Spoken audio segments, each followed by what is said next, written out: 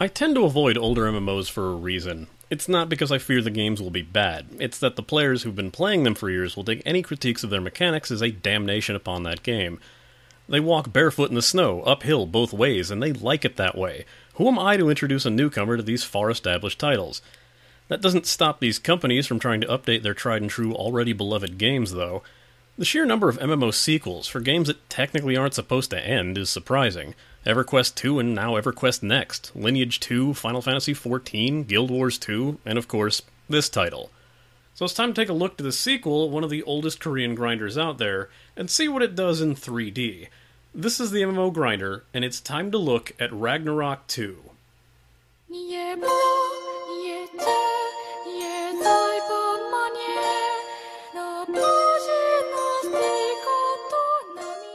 Ragnarok 2, or Ragnarok Online 2, RO2, or Rag 2, what have you, is a 3D fantasy MMO and of course the sequel to the still obscenely popular on-again off-again subscription and free-to-play game Ragnarok Online.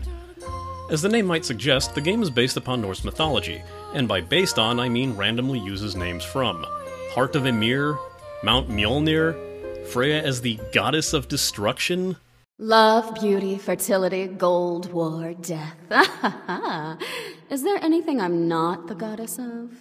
Yeah, destruction. Well, maybe if I'm playing as her. Oh! No pain, no gain. First, slain an enemy. Double kill.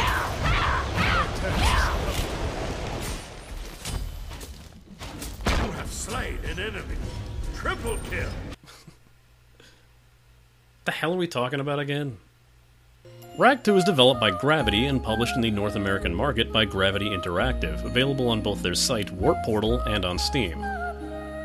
So, with no hands-on experience with the first title, let's get to taking a look at the second.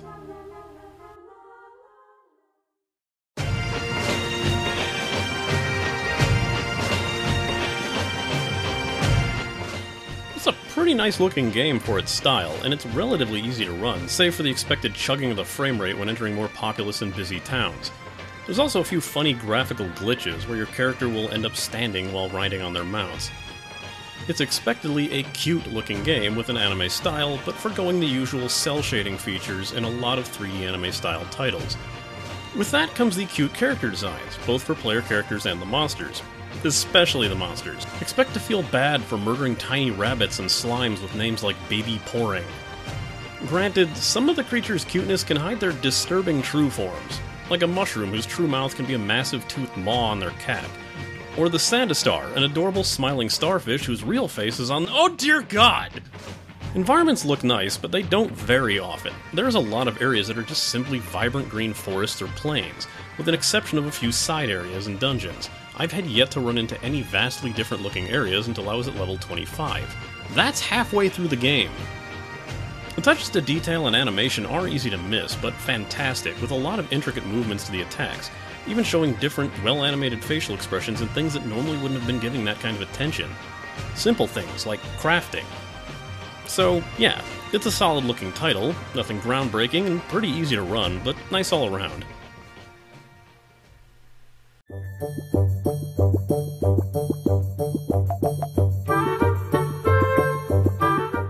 Anime fans, brace yourselves. Ragnarok 2's soundtrack is composed by Yoko Kanno, and it is fantastic. The title track is something you can just stay on the screen and listen to before you even think about logging in, and other tracks are quite varied and all well composed. There is a slight problem, though. Due to the nature of the gameplay, which of course I will touch on in the gameplay section, you'll be hearing this music a lot. The same song, on repeat. The songs in the first two areas you come across are exactly the same song, and any song, good or not, is going to get grating when you listen to it on a non-stop 4-minute loop. The music doesn't take a break like in many 3D fantasy MMOs, so unless you shut it off, it's just going to keep playing. I know a lot of people who couldn't keep it on for more than a few levels.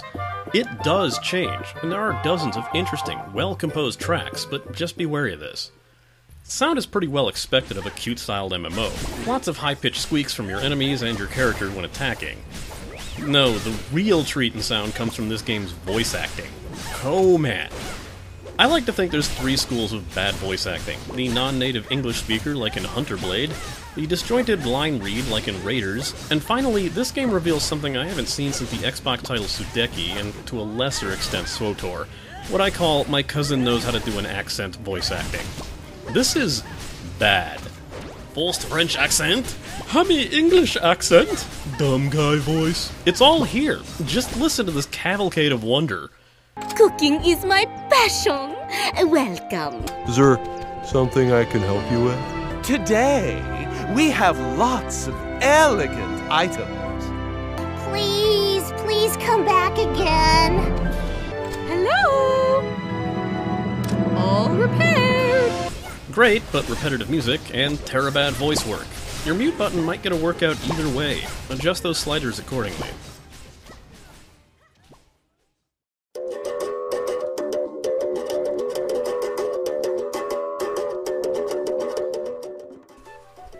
As stated in the intro, you can get this game through Steam, which is a pretty simple install, or through Warp Portal, which is a bit more complicated. You'll need to register with that site either way, however. Once on, you're prompted to enter a second password, a 4-digit pin on a virtual keypad that randomizes the button layout with each press. You'll need to enter it twice, and once it's done, you'll enter the code once after every subsequent login. There's only one server in the game, Odin, but multiple channels that you can switch between at any time. Channel 1, obviously, is the most populated, but head into deeper channels if you want to run across less people. It's not a bad idea for the starter areas, really. When creating a character, you have a few choices for your appearance, like the typical face and hairstyles. You also can choose your class here, and the MMO staple of the sword-wielding defensive melee swordsman, the healer alkalite, the range damage hunter, the spell damage mage, and the melee damage thief. Each class has 2 job upgrades that they can reach when they hit level 25, but more on that later. You'll also choose your crafting profession here, where you can be a chef, an alchemist, a blacksmith, or an artisan. Each crafting job requires its own materials to gather and trainers to create these items, which level up with their own experience bar. Once you're all set, you'll get an opening cutscene explaining the not actually Norse lore for the game and setting you right into the first area. Controls are as simple as WASD, but you can click to move by right-clicking on an area. Attacks are done with target and click and hotkeys for skills. Your starting classes will get a few skills to start, and you can earn more as you level up, but you won't be immediately overwhelming the bar with skills. If you do want more spaces for hotkeys, you can simply press the up arrow near the action bar to add more. Camera controls vary oddly, even though it's the same as many other 3D MMOs. Hold right-click and move the mouse. The issue is that the horizontal rotation is extremely sensitive, and the vertical is extremely slow. You'll really need to shove the mouse up or down while holding right-click to slightly adjust the camera's angle, but if you barely shuffle it left or right, the camera will spin like a top. I actually thought, when first playing this game, that you couldn't adjust the camera vertically. That's how much slower it moves. While the game features a mini-map for navigation, the world map is fairly small, yet has a translucent and adjustable feature similar to Terra's mini-map, allowing you to leave it on the screen at all times. This is actually a far better idea than relying on the actual mini-map, as the game's quest tracker will highlight the areas on the map that you need to go to with the red dots for the enemies and nodes. Question marks on the map will represent the turn-in NPC. Again, very much like in Terra. The questing system in the game is very, very simplistic. Talk to an NPC with a quest symbol over them, gather the quest, kill or collect a set number of enemies or items. As enemies grow in strength and quest numbers get higher, this will start to feel like a grinder, even if the grinding comes mostly from quest tasks and the Kara title system. This Kara system is a massive grid of small tasks to complete, similar to achievements, but many offering rewards like titles you can equip for stat boosts. Some of these are similar to standard kill quests, requiring that you kill a certain number of creatures, while others will require you to use a certain number of potions and even die enough times. Completionists could go absolutely nuts for this sort of thing, and it's easy to spend a lot of time clearing up more of the board. Some challenges might require to be unlocked by Kara points, and those are earned by completing other Kara challenges. If you need a place to res after dying, or even access to your personal bank, you can find the Kafra NPCs that are usually in every town area. Kara and Kafra. Yeah, that's not gonna get confusing. Make sure you set your save point to the most convenient area, as while the flying fast travel NPCs are usually next to them, there's no especially effective and easy mode for fast travel between areas, and you'll save far more time than just setting the point in one of the major towns. This is also a really simple loot system. Similar to WoW and Rift, enemies that have loot will glow when they're killed, and you'll toss the loot into one of your bags. You get one fairly large bag to start, and 3 extra slots for those bags as you play. Early on, the bags are worthlessly small, but later on you can obtain small and medium bags, which will give you a lot more of a usable inventory, but just be prepared to sell a lot of things. Equipment also has 3 tabs, one for your armor, costume, and card slots. There's also a checkmark that will allow you to permanently wear your professional outfit instead of your armor. Armor in the game also uses the WoW standard repair system, requiring a small amount of money to restore your armor to full quality. This game uses the odd-sounding monetary system of rupee and zenny, with 1,000 rupee equaling 1 zenny. When you level up, you gain a set amount of points to upgrade your stats, and 1 point to learn or upgrade a skill. Stat points become more expensive to upgrade the higher they go, and of course, it's best to focus on the stats that'll affect your class, and the game will let you know what's most important to your class. But if you've played many fantasy MMOs before, you can probably figure this out on your own. The crafting system, again, while fairly basic, does have one up on other games with similar crafting systems. The stuff you can make is actually useful. You earn job experience by gathering your material from nodes, converting those materials into a usable form, and of course making the recipes. Unlike many MMOs with this system, you don't suddenly lose the ability to earn crafting experience once you reach a certain crafting level, making it still worth collecting and crafting low-level items if you require.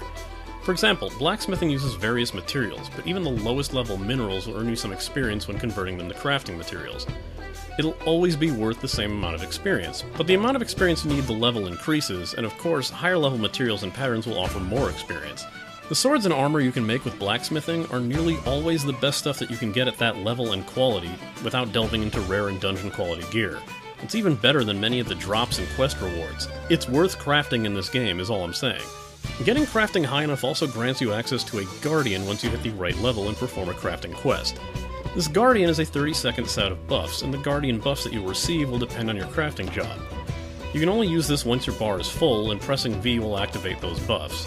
Once the buff is used, it will drain the bar down to 0 and give you a debuff that will allow you to receive another Guardian's effect for another 10 minutes. Not that that bar usually fills by the time it's over. The general lack of easy travel makes mounts a very useful thing to obtain in this game, and while new accounts get a temporary one, you can get a permanent mount from an NPC in the first town, Prontera. Once you reach level 15, just enter the city and there's a mount-selling NPC near the north gate that will sell you one for 10 zenny. Just look off to the side for a barn and the NPC named Taxi. I get it! Apparently a major system of the original Ragnarok was the card collection system, and it's back in a slightly different form in this game. In Rag 2, cards drop from monsters, but they can be equipped to your character for various stat boosts listed on the card. Your character gets 1 slot to start, and every 10 levels afterward for a total of 5 slots at level 40. Without the Cash Shop item Card Album, cards that you collect will fill up your inventory very fast. So either get one of these card albums, sell the cards that don't have stats you need, or find the card NPC and fuse 5 different cards together for a chance to make a more powerful card. This game makes use of a phasing system, allowing NPCs to be in different locations and entire areas to change NPC layouts depending on your quest progress. It can be a bit buggy though, and early on you might notice that you need to turn in a quest to an NPC that apparently doesn't exist, because the phasing hasn't properly updated. If this happens, try walking far away from that spot and then coming back, and if that doesn't do the trick, you can log out and back in, which should fix the problem. There's plenty of login rewards both for consecutive logins per day and for staying online, which will grant you an item every hour. The first is a fairly useful potion, the second is a repair kit, the third is a food item that you can't use until you're level 40. The game will not kick you out for being AFK, so you can stay logged in to collect the rewards, but you will need to come back every hour to claim the reward to restart the timer. One thing of note is this game's very slow progression. I've spoken to people who've spent a week on this game, only to find out that they're barely level 10.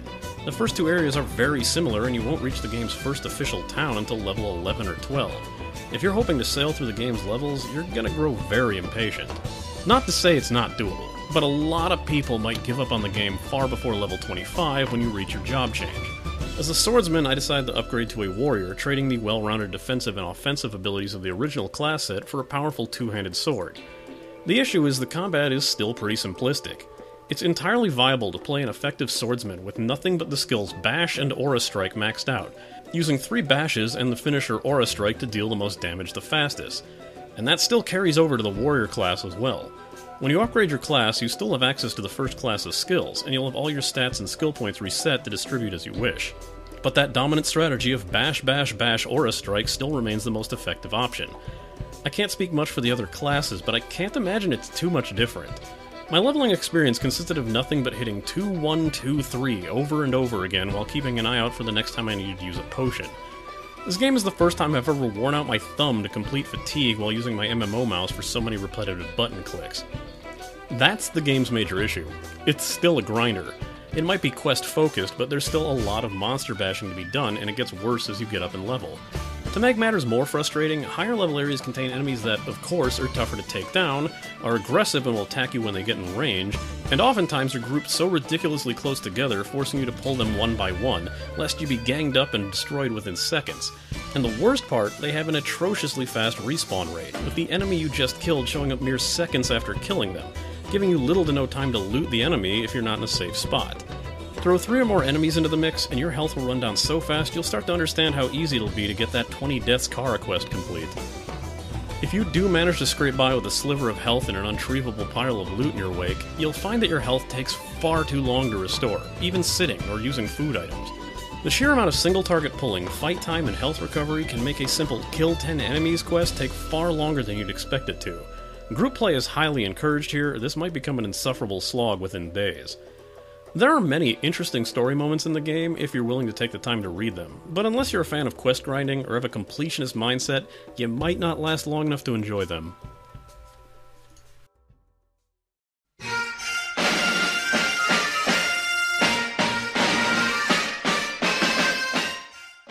As the entire community is confined to one server, and despite there being multiple channels, you can expect a lot of chatter in the public chat channels, as every channel is linked. As a warning for those who might be attracted to this game because it's cute, I can tell you right now that its chat channels are not. For some odd reason, the chat filter is off by default, and players will use this to their curse up a storm advantages. If you're the parent of a younger player, make sure you set the filter before you let them play this, if it concerns you. As the general chat is absolutely terrible, filled with people whining about classes being OP in PvP or arguing about anything and everything, it's another game where you might just want to disable the general chat, as all it's doing is giving the jerks a global microphone and they will never shut up. However, the chat community is not a reflection of the game's community at large. I found out about the solutions to the phasing issue by merely asking a player who was standing nearby, and they promptly answered.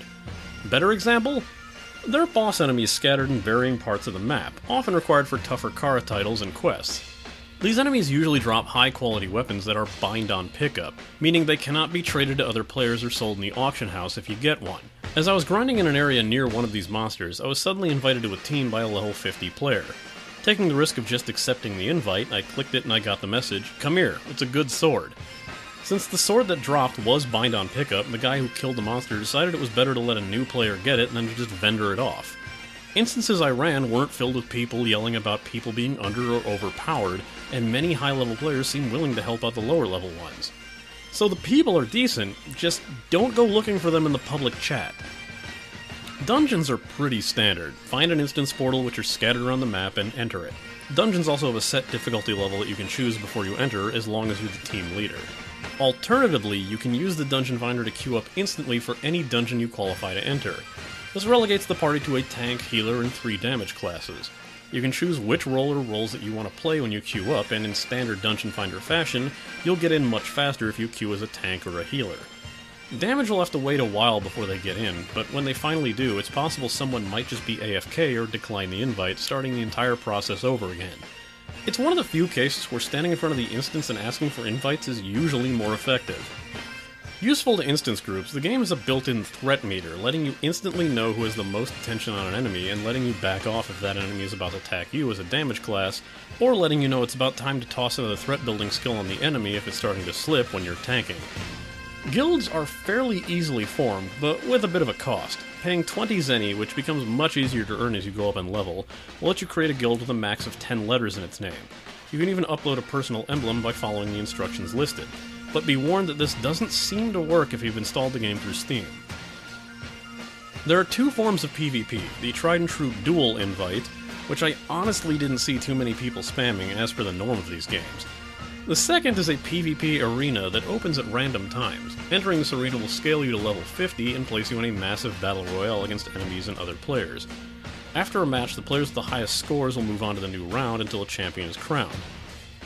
Even with the level scaling, these matches are completely imbalanced, and again, legit level 50 players are going to have the stats and skill points to back up their level, while lower level players will not. The arena becomes available to play at level 10, it seems to be the source of the most strife in these absurdly annoying chat logs. It's situations like in this game that makes me wonder why a global general chat channel is even necessary. Ever since reviewing Rift and seeing the exact same problem happening there, it's almost like it's nothing but a megaphone for idiots and gold spammers. There has got to be a better way.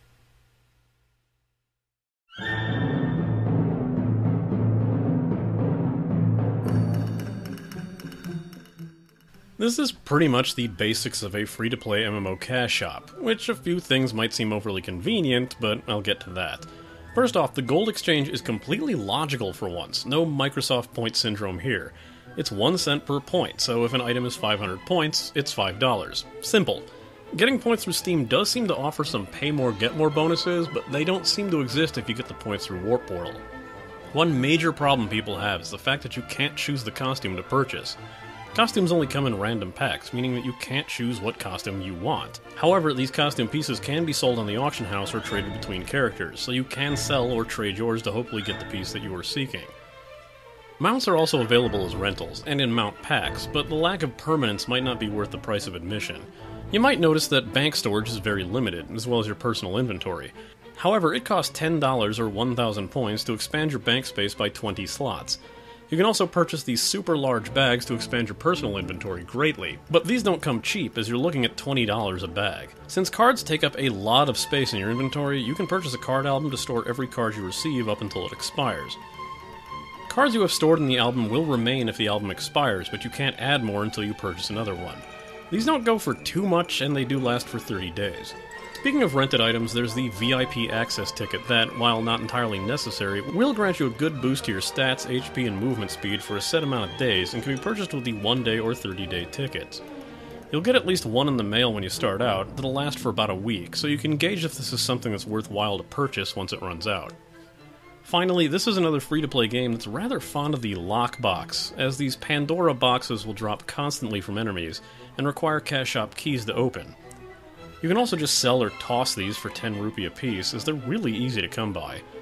In other words, if you like to customize, you're a bit screwed, but if you want to lessen some of the inventory pain, take a look around in here.